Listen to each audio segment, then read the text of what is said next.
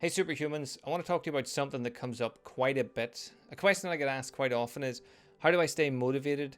How do I be consistent? How do I keep doing the things that I've started?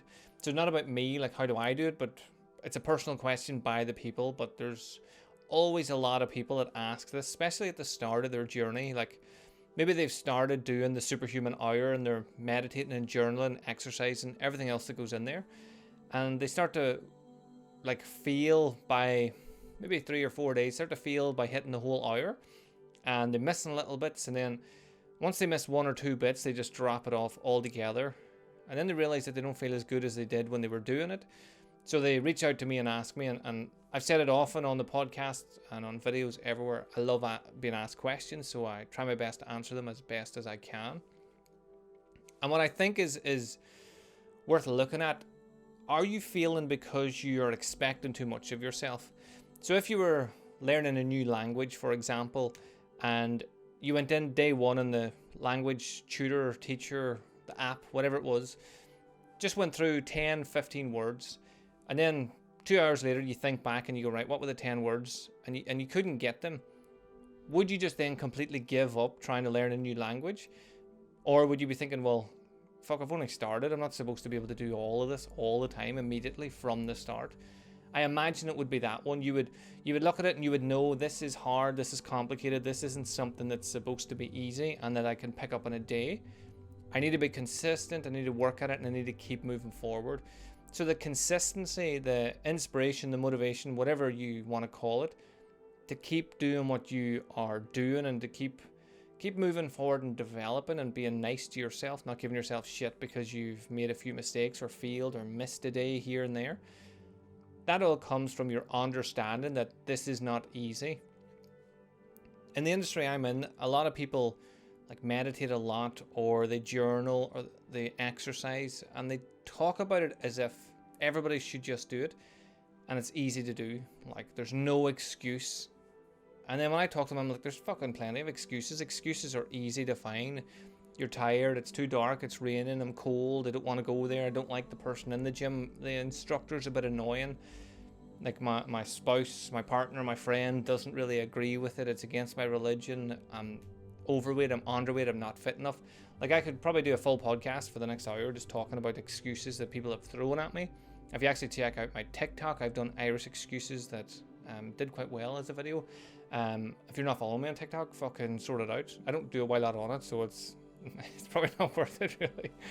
But maybe I will start now that I've mentioned it. Who knows? But my point is that whenever you start to do the superhuman lifestyle, the superhuman hour, you start to meditate, journal, do your breathing exercises. It's not a normal thing for you to do. So it might be normal to me. Like I meditate every day, so it's just part of my day. It's normal. It's something I'm always doing. So if I decide I'm going to meditate once more a day, it's not really going to affect me that much. I'm just going to go and do it because it's just adding that to my day. It's not like if I wanted to learn water polo, then I would have to be like, right, fucking hell, does water polo have a horse?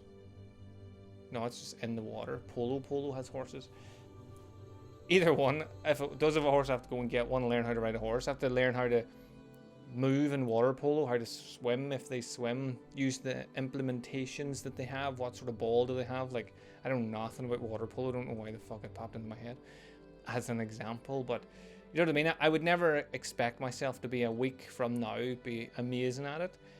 There's a slim chance that I am a natural water poloist. I'm sure that's what they're called. Anyone who plays water polo, reach out to me, let me know if I'm right. But there's a good chance I'm not. I'm probably going to be shit at water polo. Yeah, I haven't even swam for about 2 years, so yeah, it's not really something that I would imagine I would just pick up and be amazing at. So because I know that's what I believe, and I know for a fact that I'm not just going to be an amazing water poloist or horsey poloist, whatever they're called. If you play that sport too, let me know what they're called, what you call yourself. I just call myself Jim, or whatever your name is, but also like a gymnast, like you're a gymnast who does gymnastics.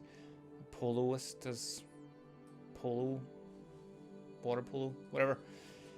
The point is that I because I know it's going to be hard to develop. It's going to take time. It's going to be out of my normal day-to-day. It's going to be out of my usual routine in general. I have to go and find people that know more about it than me. Like, I don't even know what the fuck you call yourself if you play this sport. So because I know all that, the expectation isn't to be amazing immediately. I imagine it would take me fucking at least a year to be anywhere useful at it, and then I'd still have to develop as I go. So how do you stay consistent? How do you stay motivated? How do you stay inspired?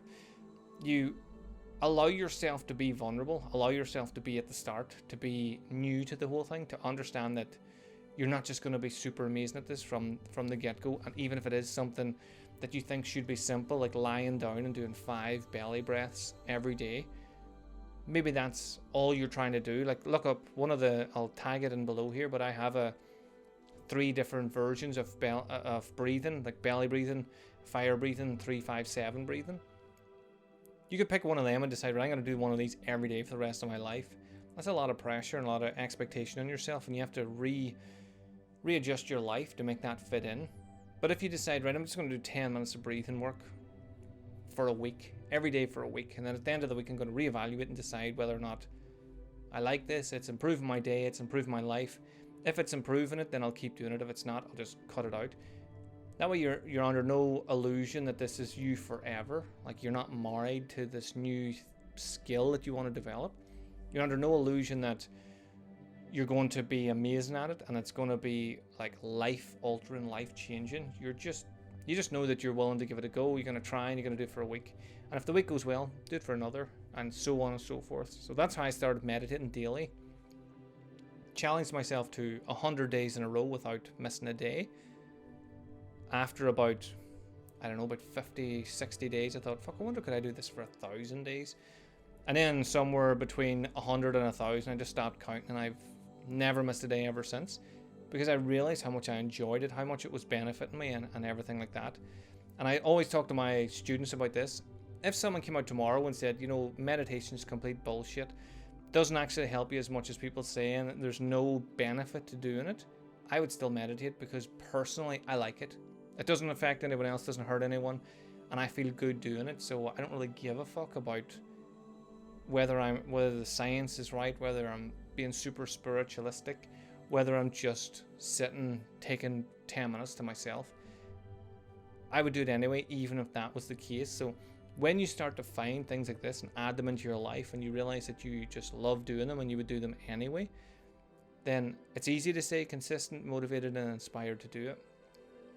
So I hope that makes sense. I hope that helps clear a bit of that up, that you're most likely putting too much pressure on yourself, giving yourself too much of an expectation of like revolutionarily changing your life forever and ever, ever and ever and ever and ever, forever. Sorry, Miss Jackson, that's what that was. So then you're really setting yourself up for failure, because if you are someone that's normally makes the bad choices, eats the bad food, or stays up late, dates the wrong sort of people, just in general, you have a habit of picking the wrong things, self-sabotaging, as it were. You're not just going to change that overnight, but you can make this first step to change overnight, and then keep stepping on that and keep moving forward. So I hope that makes sense. I hope you get something from that. Please let me know in the comments if you have any more questions, or if you want me to do a podcast on anything. I'm happy to do it, as long as I know what I'm talking about. I'm happy to do it. And then just let me know, what are your routine? What are you going to start with? So pick one thing and then just start with that. So what is it that you're going to start with that you would like to be a consistent part of your life?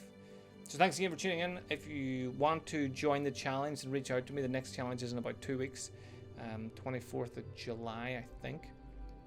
If you're watching this in the future or listening to this in the future, then there will be a challenge coming up, because I'm going to keep doing them. I love doing them. So reach out to me. I'll let you know what it is. So take some steps to change your life for the better. Live the superhuman lifestyle. So thanks again for tuning in. Have an amazing day, whatever you get up to, and I will speak to you again soon.